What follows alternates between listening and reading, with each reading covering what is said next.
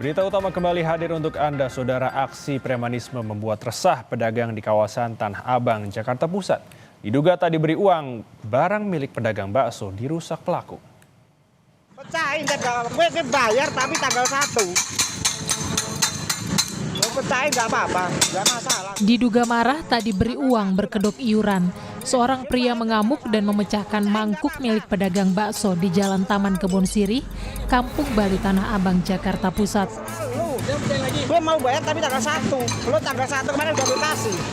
Korban menyebut akan membayar di awal bulan, namun pelaku tak menggubris dan tetap merusak barang dagangan. Setahu saya mah dia dimintain duit 100.000 nggak dikasih, terus dia mecahin mangkok. Berapa mangkok yang dipecahin itu? Setahu saya sih 4 yang dipecahin. Itu kenapa dia pecahin itu sih? Kayaknya minta jatah gitu, jatah bulanan. Polisi akhirnya menangkap pelaku bersama 2 rekannya yang diduga ikut memeras para pedagang. Polisi juga menyita senjata tajam dari tangan pelaku.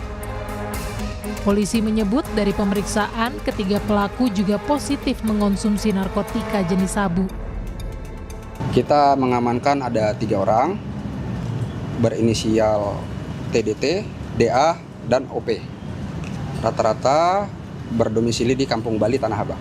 Mereka memang sering melakukan pemerasan berupa sedikit nada-nada mengancam untuk mendapatkan uang. Untuk nominal yang diminta sendiri kisaran dari 300.000 hingga 400.000. Kini ketiga pelaku ditahan di Polsek Tanah Abang dan atas perbuatannya, para pelaku diancam hukuman penjara selama 10 tahun.